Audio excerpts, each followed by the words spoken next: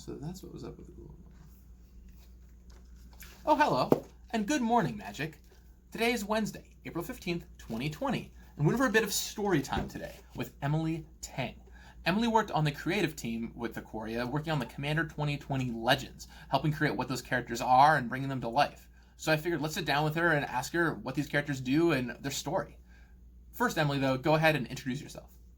Hi, I'm Emily Teng. I'm a writer on the world building team for Magic. All right, Emily, let's start off with one very near and dear to my heart, Gabby, Nest Warden. So Gabby is really unique in this world in that she's not a bonder, but instead of living in one of the sanctuary cities, she's made a home for herself in the monster-infested wilds, where she's been adopted as a surrogate mother for this nest of really adorable baby cat dinos.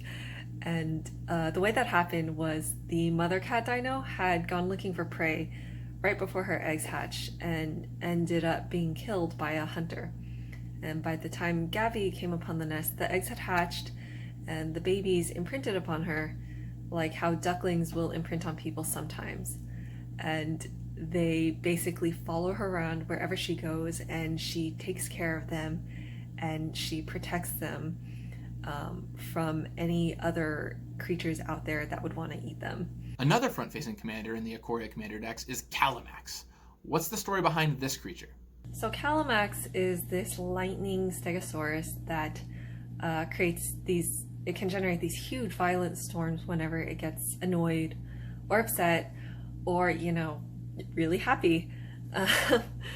And some of Ikoria's biggest natural disasters have been because Calamax is in a really bad mood, including it's rumored that one freak tornado that picked up a bunch of sharks from the ocean and then dropped them on everyone's head. All right, let's talk about a flying snake. I think SARS is particularly fun. It's basically Skysail's worst nightmare because not only is it a flying creature, which the Flying City has the most trouble protecting against, it also likes to bring a lot of friends with it to join in the fun. And it really likes how the humans of Skysail taste, so it will sometimes follow the city around for days on end because, can just swoop in and have a little snack whenever it wants. So let's talk about the partner commanders. I asked the community what some of their favorites were, and there were two pairs that people really wanted to hear about. Could you first tell me about Trin and Silver? What's the story here? So Trin and Silver are a really interesting pair. Trin's a former member of the Dranith military, and she's bonded with Silver, who's this giant cat nightmare that lives in the chasm surrounding the city. Unlike many bonders, they don't really live together that much, or actually spend that much time together.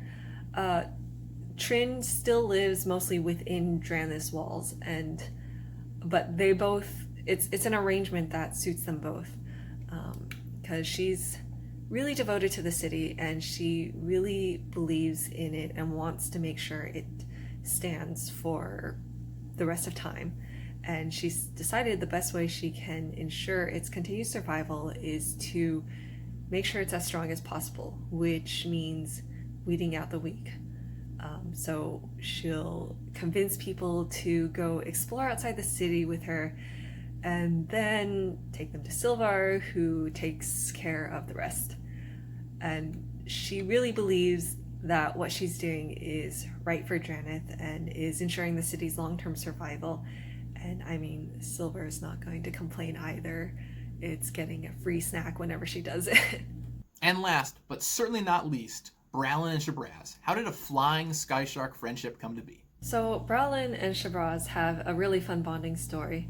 So Broblem was out in Roggem exploring, going on this great adventure when he caught sight of a flying shark, a sky shark, which is not a common sight in Roggem, and he decided that was going to be a great trophy for him to bring back and brag about in Lava Brink. So he decided to attack. And from Shabraz's point of view, I mean, it was Shabraz's first time exploring Roggem, and this puny little human jumps on him out of nowhere and starts trying to punch him really hard. So they ended up fighting each other for a while, and really going at it. And then by the end of it all, they were best friends, as you do. And they both really have this shared love of adventure and exploration. Thank you so much for coming on Good Morning Magic, Emily. It was awesome having you and hearing all the stories. I actually had no clue that Brawlin and Shabrazz became friends by fighting each other. That's just rad. I'll be back tomorrow with another episode. In the meantime, good luck, have fun, and may you turn your worst battles into a solid friendship. You got this.